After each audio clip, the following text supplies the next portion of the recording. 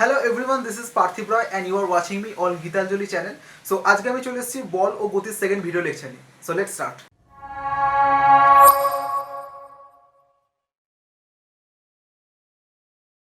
Welcome to our channel Gitanjali. Click the like and subscribe button. Don't forget to click the bell icon. If you have any query, please let us know in the comment section. বল ও গতির first video লেকচারে আমি আলোচনা করেছিলাম স্থিতি ও গতি নিয়ে। আজকে আমি আলোচনা করব গতি সংক্রান্ত কয়েকটি ভৌত রাশি নিয়ে। তখন দেখা যাচ্ছে এই চ্যাপ্টারে আমাদের গতি সংক্রান্ত কয়েকটি ভৌত রাশি পড়তে হবে। সো গতি সংক্রান্ত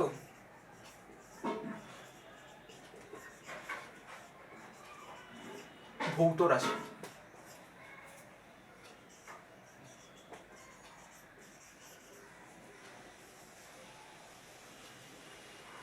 এর মধ্যে প্রথমে যেটা আমাদের পড়তে হবে সেটি হলো ডিস্টেন্স বা দূরত্ব। দূরত্ব বা ডিস্টেন্স। দূরত্ব বা ডিস্টেন্স এর সম্বন্ধে আমরা সকলে পরিচিত। সেকেন্ড যেটা আমাদের পড়তে হবে সেটা হলো সরণ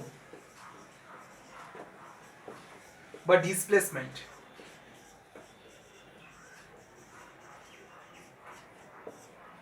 থার্ড যে ভৌত রাশিটা আমাদের আছে সেটা হলো দ্রুতি বা স্পিড। ফোর্থ ভৌত রাশিটি আমাদের হলো গতি বা ভেলোসিটি।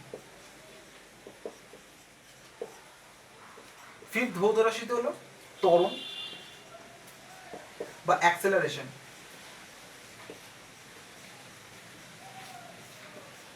অ্যান্ড দ্য লাস্ট বা 6 নম্বর যে ভৌত রাশি সেটা হলো মন্দন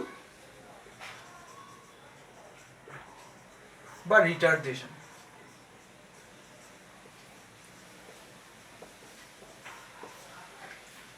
এই 6টি ভৌত রাশি আমাদেরকে এই চ্যাপ্টারে পড়তে হবে এবং এরপরে আমরা গতি সংক্রান্ত যে বিভিন্ন সমীকরণগুলি সেগুলি আমরা দেখব। সো গতি সংক্রান্ত আমাদের ফার্স্ট ভৌত রাশিটি হলো দূরত্ব। এখন দূরত্বের সংজ্ঞাটি এইরূপ যে সময়ের সঙ্গে কোনো বস্তু বা কণার অবস্থানের পরিবর্তন ঘটলে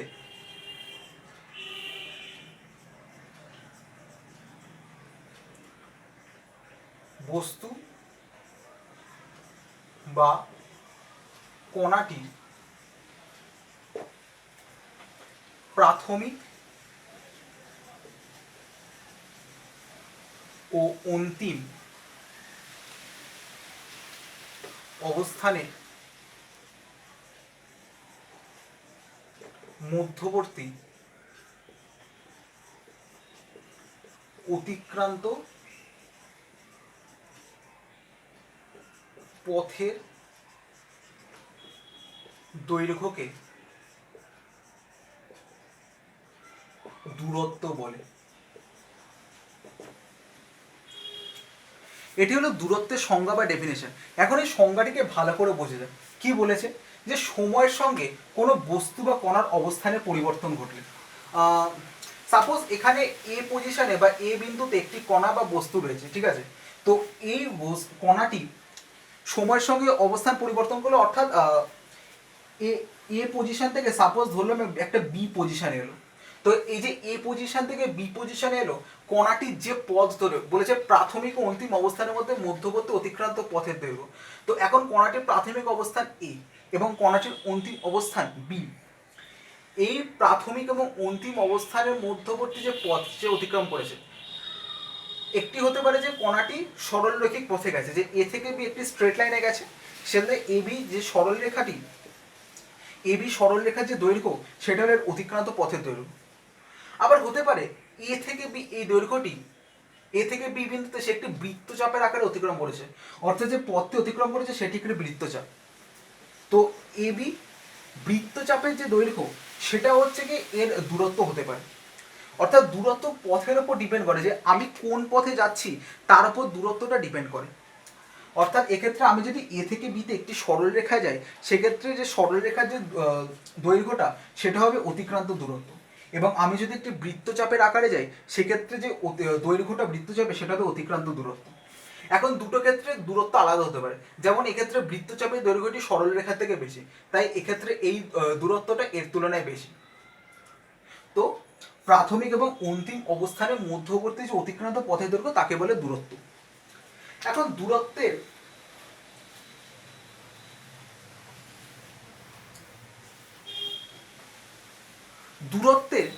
একটি নির্দিষ্ট মান রয়েছে, অর্থাৎ একটি বস্তুর প্রাথমিক এবং অন্তিম অবস্থানের মধ্যে যে অতিক্রান্ত পথের দৈর্ঘ্য তার একটি নির্দিষ্ট মান রয়েছে, এবং দূরত্ব কখনো শূন্য হতে পারে না। অর্থাৎ দূরত্ব শূন্য হওয়ার অর্থে যে বস্তুটি স্থান পরিবর্তন করেনি। সো দূরত্বের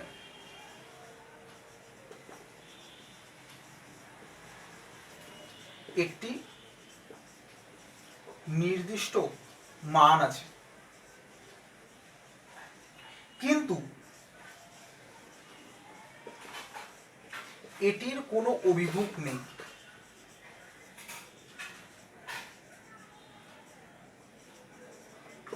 দূরত্বের কোনো নির্দিষ্ট দিক নেই, আমি কোন দিক দিয়ে যাচ্ছি তার উপর দূরত্বটা ডিপেন্ড করে না। তাই জন্য সুতরাং এটি একটি স্কেলার রাশি।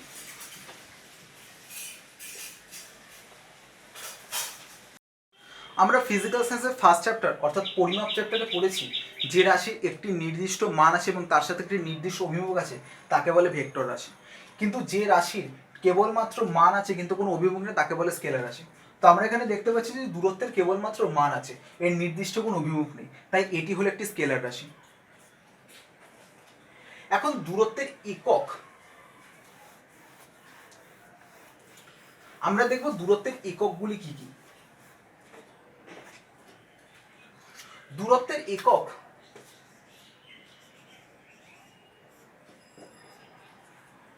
এসআই পদ্ধতিতে দূরত্বের একক মিটার বা এম, এটা এসআই পদ্ধতিতে, এবং সিজিএস পদ্ধতিতে এর একক হলো সেন্টিমিটার বা সিএম, এটা সিজিএস পদ্ধতিতে। এই দুটি হলো দূরত্বের একক। এছাড়া এফপিএস পদ্ধতিতে ফুট আরেকটি একক হয়। তো এগুলির দ্বারা দূরত্বকে রিপ্রেজেন্ট করে, এককগুলির দ্বারা।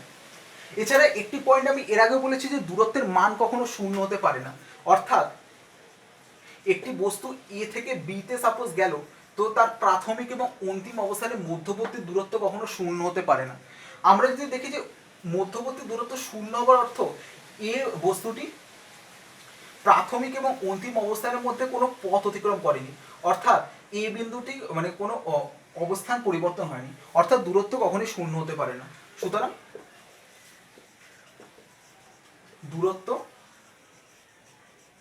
কখনো শূন্য হতে পারে না।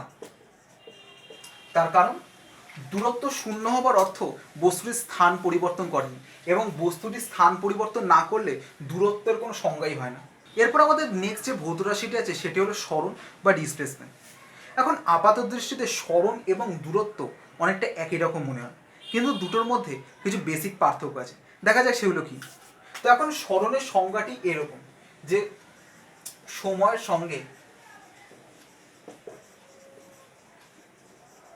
সঙ্গে কোনো বস্তু বা কণার স্থান পরিবর্তন করলে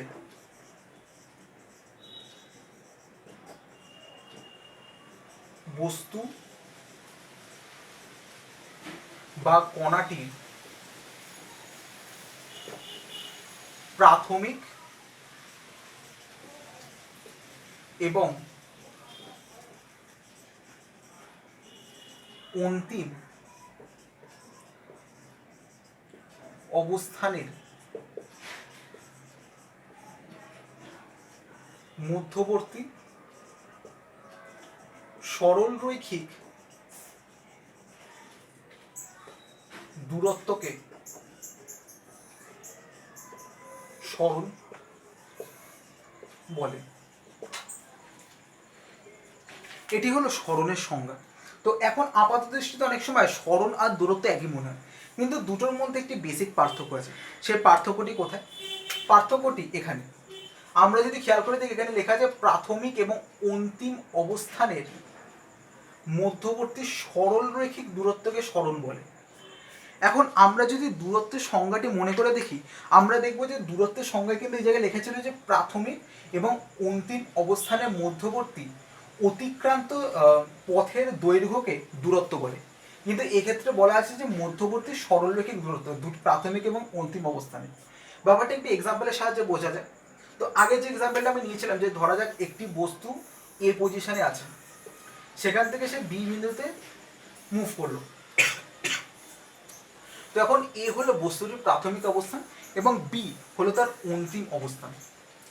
তো এক্ষেত্রে এ প্রাথমিক এবং বি অন্তিম অবস্থানের মধ্যবর্তী সরলরৈখিক দূরত্ব হলো এ বি সরলরেখার দৈর্ঘ্যটি। ধরা যাক এটি 4 মিটার, আমরা ধরলাম এ বি 4 মিটার। এছাড়া আমি বলেছিলাম যে এ থেকে বি একটি বৃত্তচাপের আকারে যাওয়া যায়, অর্থাৎ এই পথে আমি যদি ধরি যে এ বি বৃত্তচাপ, এইটা এই যে পথের দৈর্ঘ্যটা এটা হচ্ছে এ এবং বি এর মধ্যবর্তী অতিক্রান্ত দূরত্ব, কিন্তু এ থেকে বি যে দৈর্ঘ্যটা সেটি হলো তার সরণ। এখন এ বি এর থেকে অবভিয়াসলি বেশি হবে, কারণ সরল রেখা আছে আর এটা একটা বৃত্তচাপ আছে। এটাকে আমরা ধরলাম 6 মিটার। তো এক্ষেত্রে 6 মিটার হলো এ থেকে বি বিন্দুর মধ্যে অতিক্রান্ত দূরত্ব, এবং এ থেকে বি বিন্দুতে 4 মিটার হলো এর সরণ। তো এখন ধরলাম যে বস্তুটি এ থেকে বি বিন্দুতে সরল রেখা বরাবর গেল। এক্ষেত্রে আমরা কি দেখতে পাচ্ছি যে বস্তুটির অতিক্রান্ত দূরত্ব 4 মিটার এবং বস্তুটির সরণও 4 মিটার, অর্থাৎ এক্ষেত্রে সরণ এবং দূরত্ব সমান। অর্থাৎ কোনো বস্তু যদি সরল রেখা বরাবর মুভ করে, সেক্ষেত্রে তার সরণ আর দূরত্ব ইকুয়াল হয়ে যায়। এখন আমরা ধরলাম যে বস্তুটি বৃত্তচাপ বরাবর মুভ করছে এবং এর সরণ হচ্ছে সরলরেখা বরাবর। তো যেহেতু সরল রেখায় দুটি বিন্দুর মধ্যবর্তী যে সরলরেখিক দূরত্ব সেটি সর্বনিম্ন, সেক্ষেত্রে সরণ হচ্ছে সর্বনিম্ন দূরত্ব। অর্থাৎ আমরা যদি সরণের আরেকটি সংজ্ঞা দিতে চাই, তাহলে আমরা বলতে পারি যে দুটি বস্তুর মধ্যবর্তী সর্বনিম্ন দূরত্বকে তার সরণ বলে। অর্থাৎ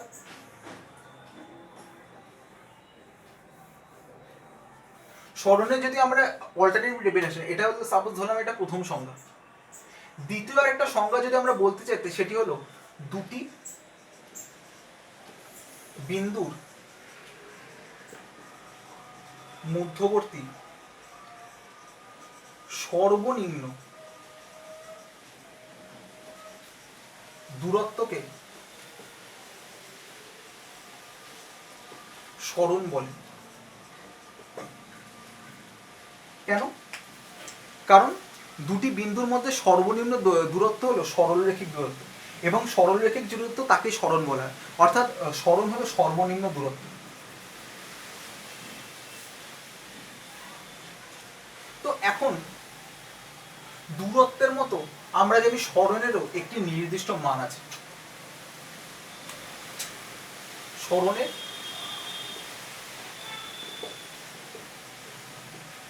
একটি নির্দিষ্ট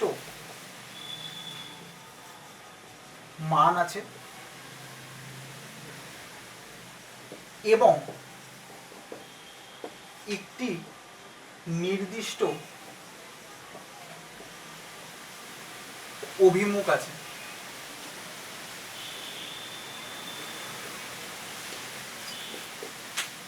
কেন? কারণ সাপোজ এ থেকে বি বিন্দুতে একটি কণা মুভ করলো, সেক্ষেত্রে তার সরণ হচ্ছে এ বি সরল রেখাটি। এখন এর সরণ সবসময় এ থেকে বি এর দিকে এর ডাইরেকশনটি থাকবে, অর্থাৎ সরণের একটি নির্দিষ্ট ডাইরেকশন আছে। সুতরাং এটি একটি ভেক্টর রাশি। আমরা দেখেছিলাম দূরত্ব একটি স্কেলার রাশি, কিন্তু সরণ এক্ষেত্রে একটি ভেক্টর রাশি, অর্থাৎ দুটোর মধ্যে তফাৎ অনেকটাই।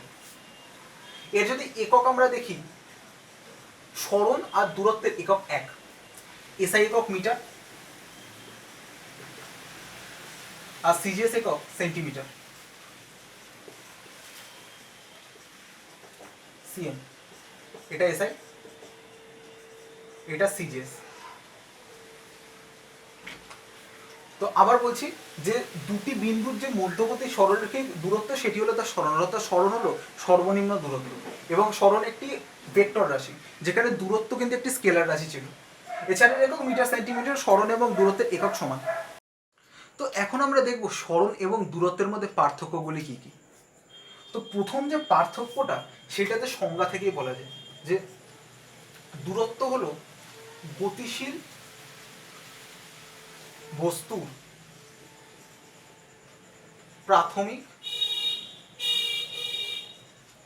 এবং অন্তিম অবস্থানের মধ্যবর্তী অতিক্রান্ত পথের দৈর্ঘ্য। কিন্তু সরণ হলো গতিশীল বস্তুর প্রাথমিক এবং অন্তিম অবস্থানের মধ্যবর্তী সরলরেখিক দূরত্ব।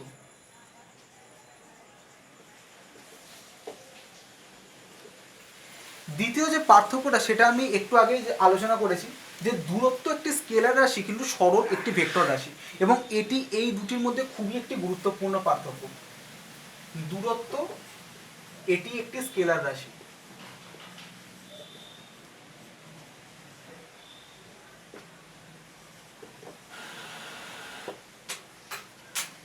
এছাড়া সরণ এটি একটি ভেক্টর রাশি।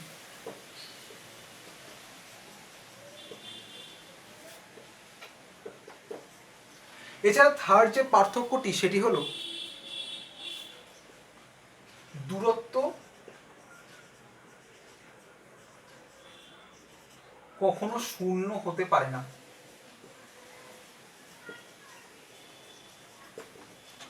যেটি আমি আলোচনা করেছি যে দূরত্ব শূন্য হবার অর্থ বস্তুটির স্থানই পরিবর্তন করেনি, এবং কোনো বস্তু যদি স্থান পরিবর্তন না করে সেক্ষেত্রে দূরত্ব সংজ্ঞাহীন হয়ে যায়। কিন্তু সরণ শূন্য হতে পারে।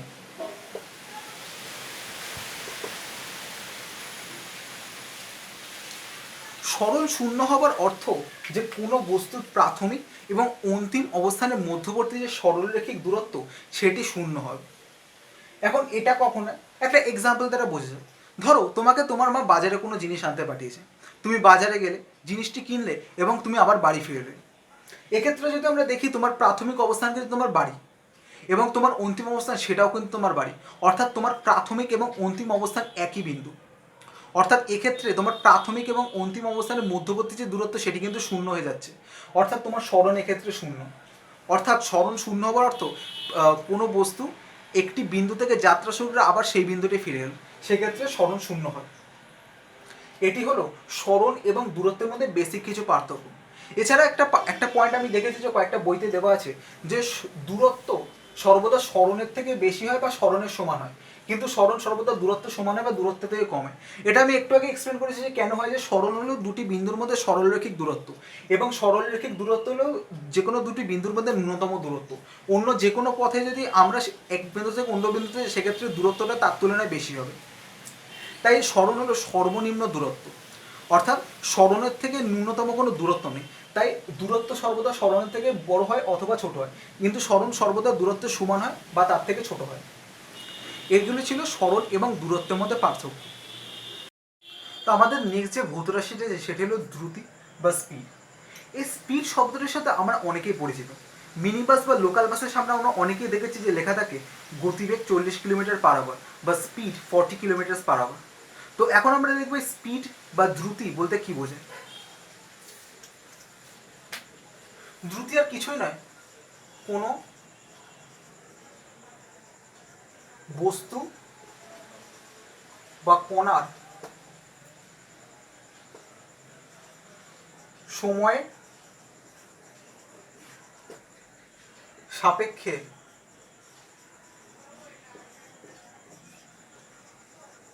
অবস্থান পরিবর্তনের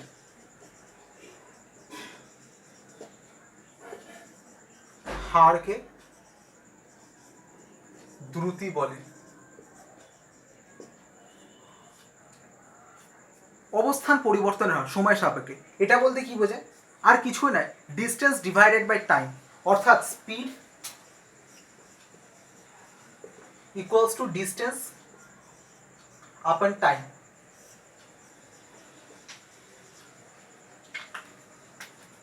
এটা হলো স্পিড বা দ্রুতির সব থেকে সিম্পল ডেফিনেশন। আর কিছু না, এটা হচ্ছে সব থেকে সিম্পলেস্ট ডেফিনেশন স্পিড বা দ্রুতি। তো দ্রুতি যেহেতু দূরত্ব পরিবর্তনের হার, অর্থাৎ সময় সাপেক্ষে যে দূরত্ব পরিবর্তিত হচ্ছে বা দূরত্ব কোনো বস্তু কণা যাচ্ছে তার যে হার, সেটা যেহেতু দ্রুতি, তাই এটিও একটি স্কেলার রাশি। কেন? কেননা আমরা জানি যে দূরত্ব একটি স্কেলার রাশি এবং সময় সেটিও একটি স্কেলার রাশি। সেই কারণে দ্রুতি একটি স্কেলার রাশি।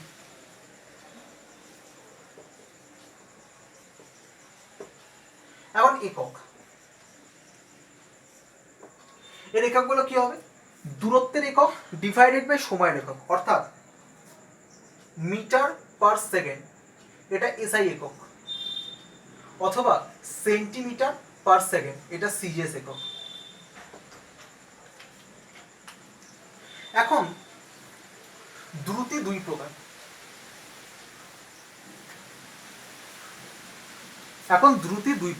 একটা হচ্ছে সমদ্রুতি আর অসমদ্রুতি।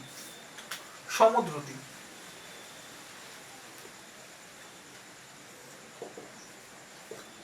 কোনো বস্তু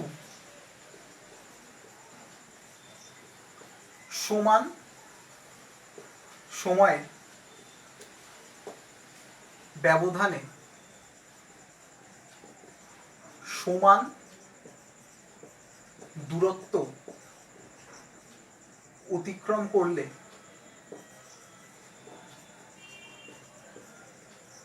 বস্তুটির দ্রুতিকে সমদ্রুতি বলে। অর্থাৎ সাপোজ একটি গাড়ি প্রতি 1 সেকেন্ড বরাবর 5 মিটার দূরত্ব অতিক্রম করে, অর্থাৎ প্রথম সেকেন্ডে সে 5 মিটার গেল, তারপরে দ্বিতীয় সেকেন্ডে সে 5 মিটার গেল, এবং তারপরে তৃতীয় সেকেন্ডে সে 5 মিটার গেল। সেক্ষেত্রে বস্তুটির যে স্পিড বা দ্রুতি তাকে সমদ্রুতি বলে। এছাড়া আরেকটি যে দ্রুতি,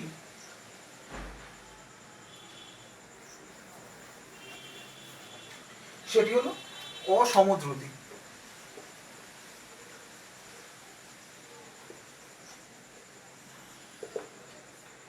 অসমদ্রুতি বলতে কি বোঝায়? সেম সংজ্ঞাটা অনেকটা একই, শুধু সমান সময়ের ব্যবধানে সমান দূরত্ব অতিক্রম না করলে। এখানে জাস্ট একটা না জুড়ে দিলে এটা অসমদ্রুতি হয়ে যাবে। অর্থাৎ সাপোজ একটি গাড়ি ফার্স্ট সেকেন্ডে 5 মিটার দূরত্ব গেল, সেকেন্ড সেকেন্ডে সেটা 6 মিটার দূরত্ব গেল, থার্ড সেকেন্ডে সেটা আবার 3 মিটার দূরত্ব গেল। অর্থাৎ আমরা দেখছি যে সমান সময়ের ব্যবধানে দূরত্বটা সে সমানভাবে অতিক্রম করছে না। সেক্ষেত্রে বস্তুটির যে দ্রুতি বা স্পিড তাকে অসমদ্রুতি বলে। এবং অসমদ্রুতির ক্ষেত্রে আমরা এর অ্যাভারেজ বা গড় যে দ্রুতি তাকে আমরা প্রকাশ করি, অর্থাৎ গড় দ্রুতি আমরা অসমদ্রুতির ক্ষেত্রে প্রকাশ করি। গড় দ্রুতি বলতে কি বোঝায়? যে টোটাল যে ডিস্টেন্স বা টোটাল যে দূরত্বটা সে অতিক্রম করলো এবং সেই দূরত্ব অতিক্রম করতে যে যত সময় নিল তার যে অ্যাভারেজ, তাকে হচ্ছে তার যে রেশিও, তাকে বলা হচ্ছে গড় দ্রুতি। অর্থাৎ মোট অতিক্রান্ত দূরত্ব ডিভাইডেড বাই মোট সময়, এটি হলো গড় দ্রুতি। এখন ব্যাপারটা কিরকম?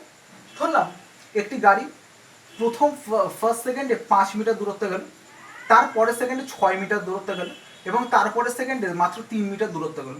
সেক্ষেত্রে তার গড় দ্রুতি কত হবে? তার গড় দ্রুতি হবে 5 + 6 + 3। এটা সে 3 সেকেন্ড সময় গেছে, এটা ফার্স্ট সেকেন্ড, এটা সেকেন্ড, এটা থার্ড। সেক্ষেত্রে 6 আর 5 11 আর 3 14, 14/3। এটা হচ্ছে গড় দ্রুতি। এখন আমরা দেখব বেগ বা ভেলোসিটি কাকে বলে। কোনো সচল বস্তু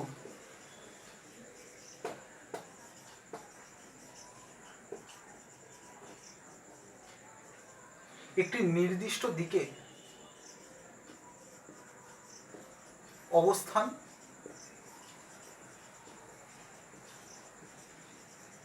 পরিবর্তনের হারকে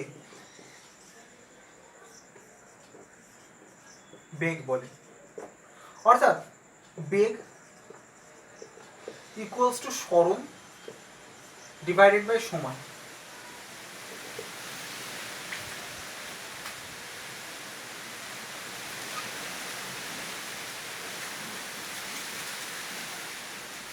এটি হলো সরণের ভেলোসিটির সব থেকে সিম্পল ডেফিনেশন। এখন যেহেতু সরণ একটি ভেক্টর রাশি, তাই জন্য বেগও একটি ভেক্টর রাশি। অর্থাৎ বেগ একটি ভেক্টর রাশি। বেগের একক মিটার পার সেকেন্ড ও সেন্টিমিটার পার সেকেন্ড। কারণ সরণের একক আর দূরত্বের একক সমান, তাই বেগ আর দ্রুতির এককও সমান। এখন দ্রুতির মতোই বেগও দুই প্রকার।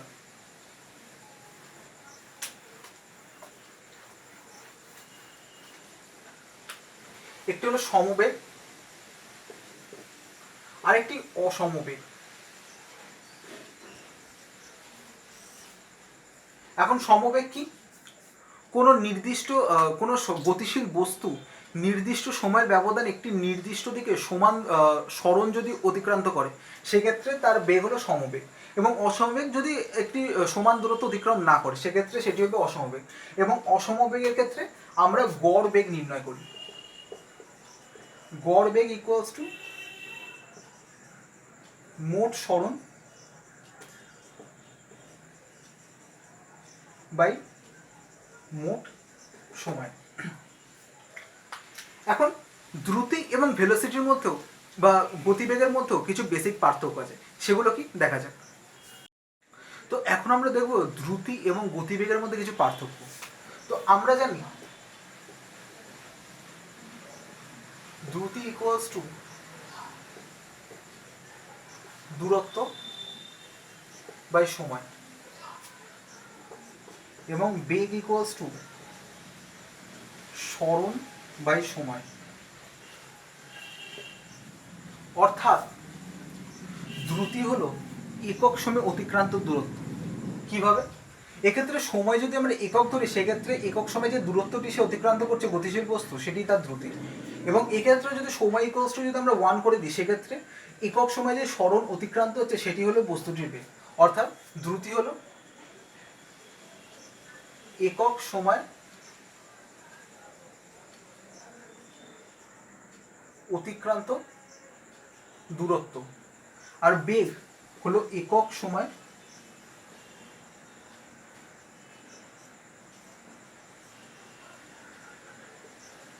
অতিক্রান্ত সরণ। সেকেন্ড যে পয়েন্টটা, সেটি হলো দ্রুতি একটি স্কেলার রাশি।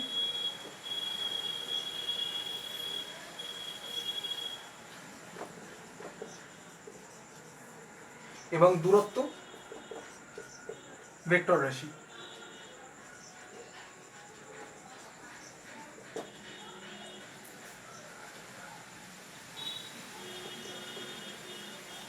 এছাড়া ফোর্থ যে পয়েন্টটি হলো সমবেগ সম্পন্ন বস্তু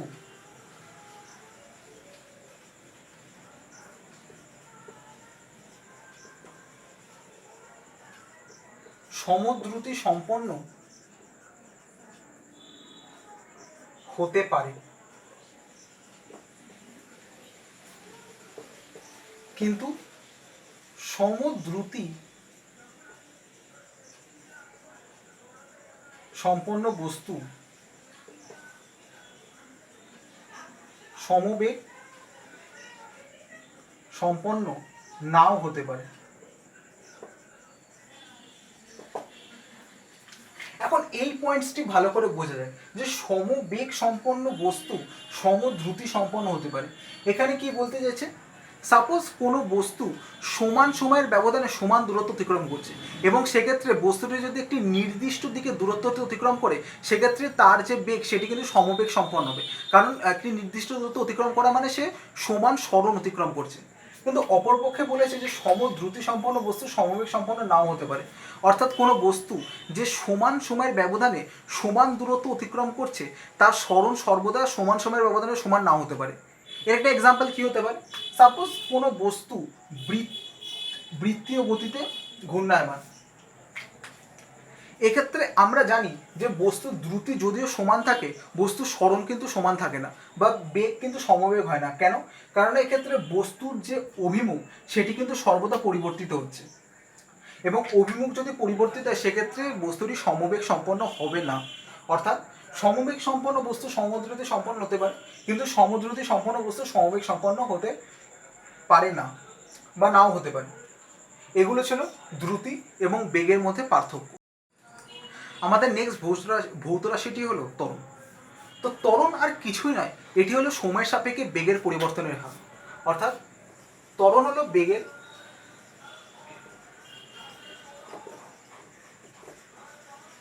পরিবর্তনের হার, or simply ত্বরণ equals to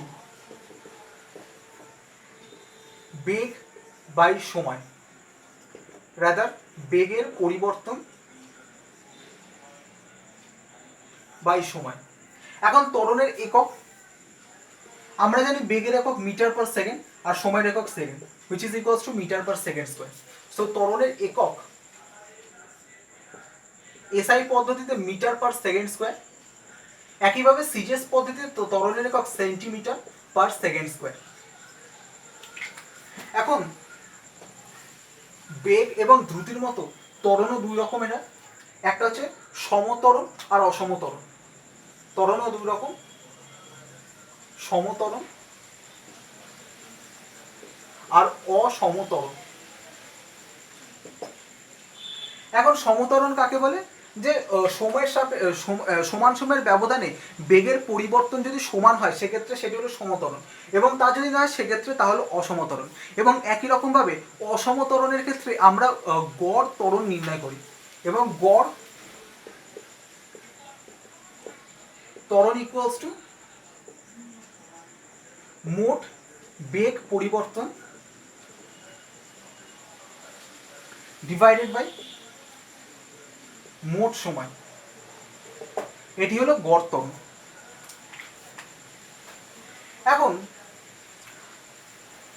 আমরা ধরে নিচ্ছি যে কোনো বস্তুর প্রাথমিক গতিবেগ হলো ইউ এবং একটি কিছু সময় টি পরে বস্তুটির বেগ পরিবর্তিত হয়ে হলো ভি।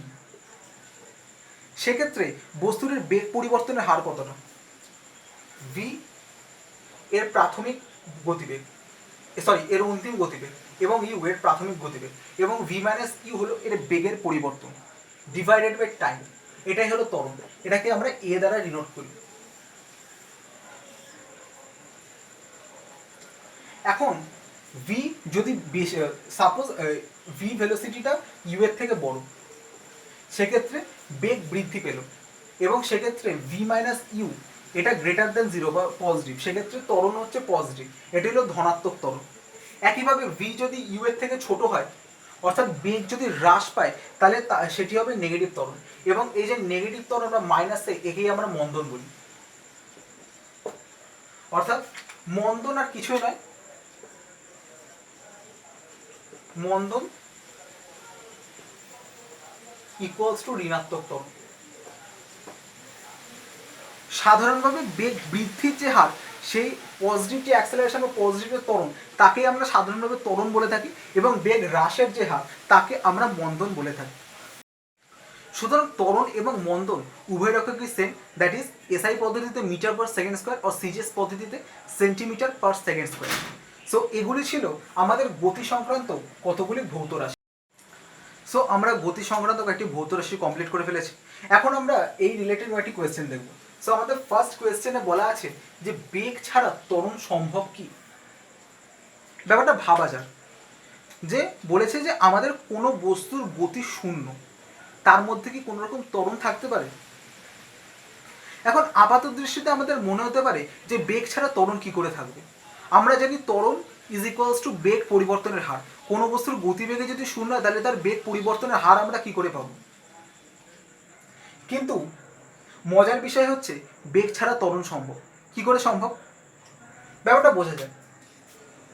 সাপোজ ভূমি থেকে তুমি একটা পাথর উপরের দিকে ছুঁড়লে,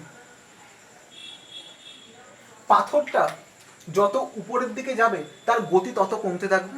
কেন? কারণ পৃথিবীর মাধ্যাকর্ষণ বল নিচের দিকে কাজ করছে এবং তাকে এমজি এই বলে টানছে, এবং তার যে অ্যাক্সেলারেশন সেটা জি নিচের দিকে কাজ করছে, অর্থাৎ জি এক্ষেত্রে হলো মন্দন। এখন যখন পাথরটি সর্বোচ্চ পয়েন্টে পৌঁছাবে সেই জায়গায় কিন্তু এর গতিবেগ শূন্য, এবং ওই তাৎক্ষণিক মুহূর্তের জন্য বস্তুটির গতিবেগ শূন্য হয়। কিন্তু সেই মুহূর্তে আমরা যদি লক্ষ্য করে দেখি যে সেই মুহূর্তে কিন্তু বস্তুটির ওপর অভিকর্ষজ ত্বরণ নিচের দিকে কাজ করে, অর্থাৎ বস্তুটির ওই মোমেন্টে বেগটা শূন্য কিন্তু স্টিল তার একটা ত্বরণ আছে, যার জন্য ওই মুহূর্তের পরের মুহূর্তগুলো থেকে সে নিচের দিকে অভিকর্ষজ বল মাধ্যাকর্ষণ বলের প্রভাবে পড়া স্টার্ট করে। অর্থাৎ বেগ ছাড়া ত্বরণ সম্ভব। কখন? যখন কোনো বস্তুকে উপরের দিকে ছোড়ায় এবং যে মুহূর্তে বস্তুটির বেগ শূন্য সেই মুহূর্তে তার উপর অভিকর্ষজ ত্বরণ কাজ করে, ওই সময় বেগ ছাড়া ত্বরণ সম্ভব। তো এখন আমরা একটি গাণিতিক সমস্যা দেখব। কোশ্চেনটিতে বলা আছে যে একটি কণা পূর্ব দিকে 8 মিটার গিয়ে উত্তর দিকে 6 মিটার যায় 4 সেকেন্ডে। কণাটির অতিক্রান্ত দূরত্ব, সরণ, দ্রুতি ও বেগ নির্ণয় করো। প্রথমত আমরা যদি পথটিকে এ বি সি নাম দিয়ে দিই, সেক্ষেত্রে আমরা দেখতে পাচ্ছি কণাটি প্রথমে এবি বরাবর যায় এবং তারপর সেটি উত্তর দিকে অর্থাৎ বিসি পথ বরাবর যায়। সেক্ষেত্রে মোট যে অতিক্রান্ত দূরত্ব ডি সেটা হবে AB plus BC, which is equals to 8 plus 6 equals to 14 metre. এখন কণাটির সরণ কত হবে? আমরা যদি এখানে দেখি যে কণাটির প্রাথমিক অবস্থান এ এবং অন্তিম অবস্থান সি, আমরা জানি সরণ হলো প্রাথমিক এবং অন্তিম অবস্থানের মধ্যবর্তী সরলরৈখিক দূরত্ব, অর্থাৎ সরণ S equals to AC, which is nothing but root under ab square plus bc square। এটা আমরা পিথাগোরাসের সূত্রানুসারে পাই 8 square plus 6 square equals to 10 metre. অর্থাৎ এক্ষেত্রে দূরত্ব 14 মিটার এবং সরণ 10 মিটার। তো আমাদের জিজ্ঞেস করছে দ্রুতি বা স্পিড। আমরা জানি দ্রুতি ইকুয়ালস টু মোট যে অতিক্রান্ত দূরত্ব সেটা ডিভাইডেড বাই টাইম বা টি। এখন আমাদের বলেছে যে 4 সেকেন্ডে সে টোটাল দূরত্বতে অতিক্রম করে, অর্থাৎ speed equals to 14 by 4 equals to 7 by 2 equals 3.5 metre per second, এবং স্পিড বা ভেলোসিটি ইকুয়ালস টু যে মোট সরণ ডিভাইডেড মোট সময়, মোট সরণ 10 এবং মোট সময় 4 equals to 5 by 2 equals to 2.5 metre per second. এটি হলো কণাটির ক্ষেত্রে দূরত্ব, সরণ, দ্রুতি এবং গতিবেগ। নেক্সট প্রবলেমটি মধ্যে বলা আছে যে একটি কণার গতিবেগ 100 মিটার পার সেকেন্ড এবং কণাটির মন্দন 4 metre per second square. So কণাটি কতক্ষণ পর থেমে যাবে, আমাদের সময়টিকে বার করতে হবে। তো আমরা এখানে দেখতে পাচ্ছি যে প্রাথমিক বেগ U equals to 100 metre per second এবং অন্তিম বেগ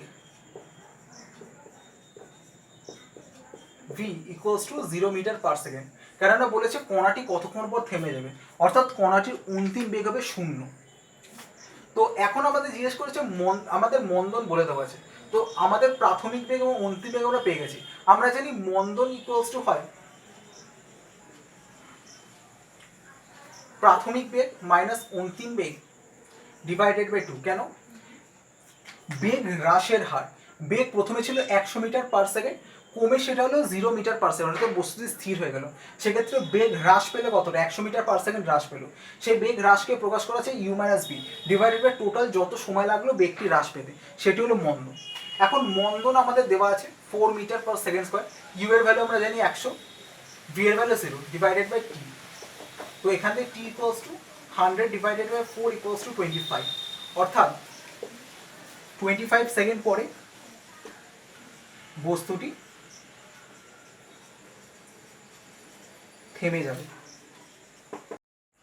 সো ফাইনালি আমরা গতি সংক্রান্ত কয়েকটি ভৌত রাশি কমপ্লিট করে ফেলেছি এবং সেই রিলেটেড প্রবলেমসও দেখে নিয়েছি। আজকের মতো ক্লাসটি এতটুকু। নেক্সট ক্লাসে আমি আলোচনা করব গতি সংক্রান্ত কয়েকটি সমীকরণ নিয়ে। তোমাদের যদি ভিডিওটি ভালো লেগে থাকে তো ভিডিওটি লাইক করো এবং অবশ্যই আমাদের চ্যানেলটিকে সাবস্ক্রাইব করো। সো দেখা হচ্ছে নেক্সট ভিডিওতে। Till then see you, have a good day. Let it go, make my body go. Take our bodies higher.